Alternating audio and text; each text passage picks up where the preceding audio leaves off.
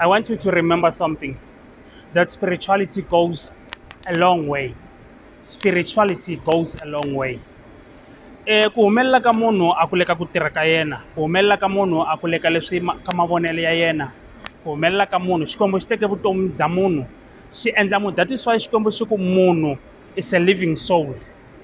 Munhu i moya lowu hanyaka enyameni nyama leyi u yi vonaka yi control-iwa hi leswi nga le ndzeni. So xin'wana na xin'wanyana lexi endlekaka emisaveni xi sungule emoyeni. Kasi ni lava ku vula yini na lexi hi fanelaka hi xi twisisa hileswaku xin'wana na xin'wanyana lexi u xi endlaka dyondza ku pfumela leswaku swi suka emoyeni. Loko wo pfumela leswaku swi suka emoyeni u ta kota ku swi twisisa loko u ri karhi u ehleketa ku ehleketa is too spiritual, more than spiritual. Hi ku loko u hleketa ku hava munhu na wun'we loyi a nga vonaka leswi swi hleketaka, but i xikwembu ntsena xi tivaka leswi swi hleketaka. So xikwembu xi vone swi antswa ku va ni ematshan'wini ya ku xi nyika munhu ebuku ya ku lexi a nga ta tsala ka yona leswi a faneleke a hanyisa swona, xi ku no ni ta n'wi nyika miehleketo. Miehleketo it's a device lexi xikwembu xi download-aka information eka munhu, leswi vulaka swa ku loko u tswariwa u ri na nyiko ya ku hambana na ya van'wanyana, leswi fikaka swi ta ku byela leswaku loko u ri karhi u ehleketa, the difference which you have loko u ri karhi u hleketa ku hambana loko u hleketisaka xiswona is because of xikwembu xi endle u va hi ndlela lexi lavaka u va hi yona. Now eku hleketeni ka wena ku na leswi va swi vitanaka hi wisdom, vutlhari. Ene xikwembu loko xi ku nyike vutlhari lebyiya se ku hleketa ka wena byongo byi le ndzeni ka nhloko. Loko hi davula nhloko hi ta kuma byongo, but ku hleketa, imagination, i information leyi download-iwaka endhawini leyi tlakukeke. Imagination is spiritual. Ku hleketa i process ya ximoya. So now loko ri process ya ximoya i mani a tivaka leswi swi hleketaka? I xikwembu ntsena. Now un'wana a nga ti vutisa swa ku why loko ri xikwembu xi ku endlaka leswaku u hleketa u pfa u hleketa leswi homboloka na? It's a free will leyi xikwembu xi nga ku nyika yona.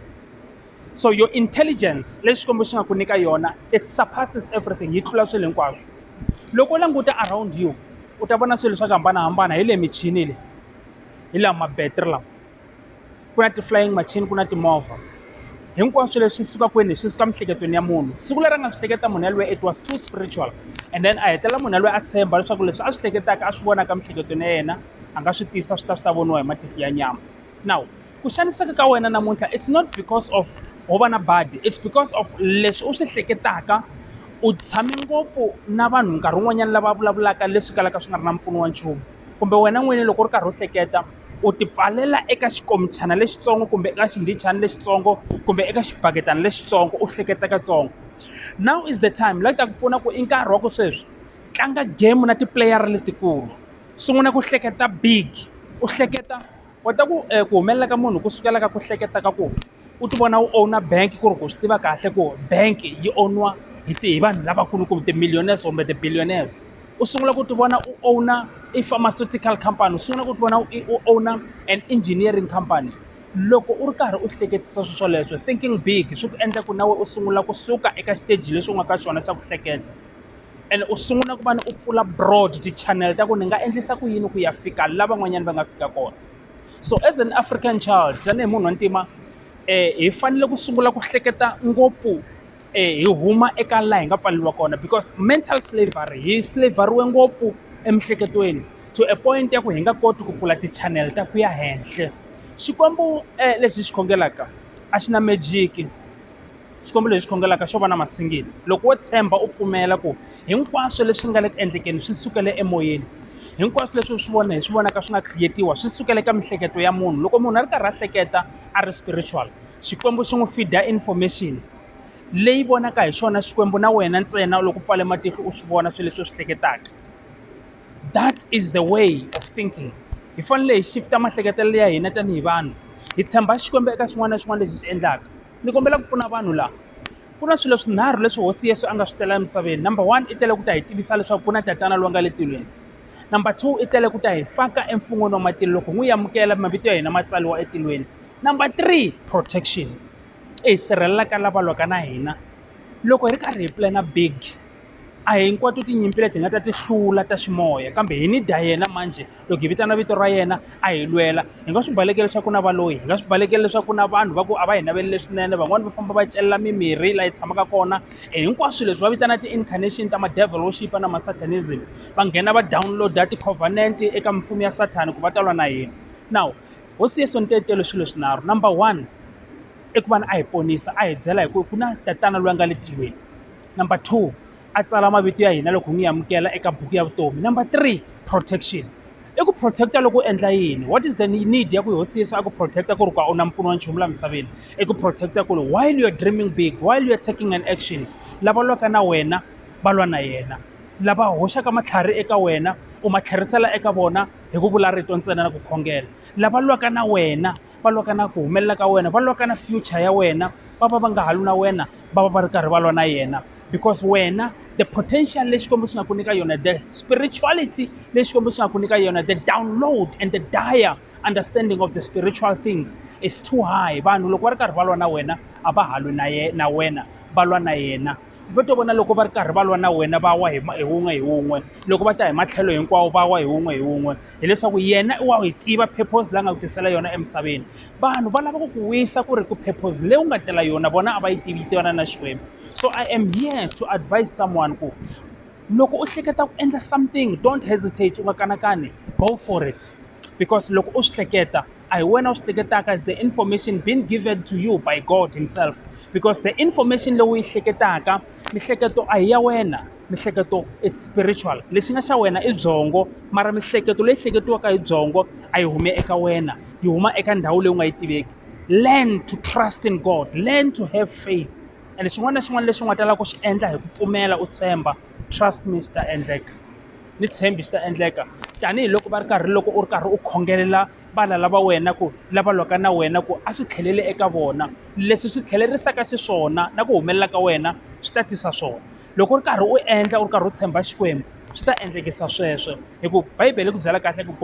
golide na silver swi ta hi le ka tatana golide na silver i swa yehovha i mani i tata wa wena loyi kreste yesu a nga ku dyondzisa leswaku tata wa mina a nga tata wa n'wina hi yena a nga ni rhuma emisaveni so loko xikwembu ku ri yena tata wa wena a owna silver na golide wena u xanisekela yini so a hi tshikeni mhaka leyi ya ku u khongela u ku xikwembu a wu ni voni mina u pfuka nampundzu u etlela xikwembu xi hi nyike mihleketo so that we can be wise ku hi pfuka hi khongela hi ku xikwembu hi ya huma sweswi see opportunities huma le handle u famba u lava ti-opportunity and as you seek for opportunities you invite God in your hustle you invite God in your every step you invite God in everything and loko se u ri karhi u sungula ku swi endla the foundation bibele yi byela kahle yi ku lava akaka yindlu loko xikwembu xi nga yi akanga va yi akela hava ku aka yindlu i yini na i ku famba u ya lava ntirho loko u famba u ya lava ntirho u nga invite-anga xikwembu u hlangana na vanhu lava nga hlamba laha handle va hlambe hi mimirhi van'wani va hlambe hi timamba van'wani va hlambe hi tidonki van'wani va hlambe hi ku hambanahambana ka swilo like from the kingdom of the darkness wena loko u rhamba xikwembu u ya u rhamba loyi a nga matimba hinkwaku loko u fika ku vonakala glory loko u fika ku vonakala the charisma of God loko u fika ku vonakala the shining star eka wena because u rhambe loyi a nga yena a nga n'wini wa swona hinkwaswo so bibele loko hi ri karhi hi hlaya hi nga yi hlayi hi jahile hi fanele hi hlaya hi ri karhi hi languta ku hosi yesu loko a ri karhi a vulavula a hlamusela yini because minkarhini ya ku tala a tirhisa swikombiso leswi fanelaka hi swi aplaya ka vutomi bya namuntlha mara hina hi lava ku hlaya bibele ku hi ku hosi yesu yi fambe henhla ka mati na hina hi lava ku famba henhla ka mati hosi yesu khongela tihlampfi ti-multiply na hina a ku ri swa nkarhi wa laya a ri ku kombiseni ku the multiplication leyi a nga hi kombisa loko a feeda the multitudes a ku byela leswaku wena through faith na ku tshemba na ku twisisa ku hi yena ntsena a nga ku pfulelaka minyangwa he can multiply whatever that you want as long as you believe ku i ta ku endlela as long as u endla hi ku pfumela na ku tshemba as long as u n'wi endla foundation eka xin'wana na xin'wana lexi u lavaka ku swi endla u to vona swilo swi famba swi ri karhi swi ta endlekela n'wana mani so loko hi ri karhi hi hlaya bibele a hi aplayeni bibele ka vutomi bya namuntlha problem i ku hi hlaya bibele hi nga aplayi nchumu hi twa onge leswi a swi endleka khale a swa ha endleki swa ha endleka ku pfumela ka wena a ku vi eka kreste u tlhela u pfumela leswaku hi yena a nga ta ku sirhelela lava lwaka na wena va ta va va ri karhi va lwa na yena loko jehovha a swi kotini ku tshikisa ndzilo a thyakisa ndzilo loko vaprofeta va yena va languta na vaprofeta va Bali. Ndzilo wu hisa wu tshika wu hisa xikhumba va hlamala. Na namuntlha ndzilo wa ha ri kona. Problem n'wina mi kholiwaka a mi nge wu voni, wu voniwa hi lava nga kholiweki hikuva loko va ri karhi va lwa na n'wina, loko va mi hlasela navusiku va vona ndzilo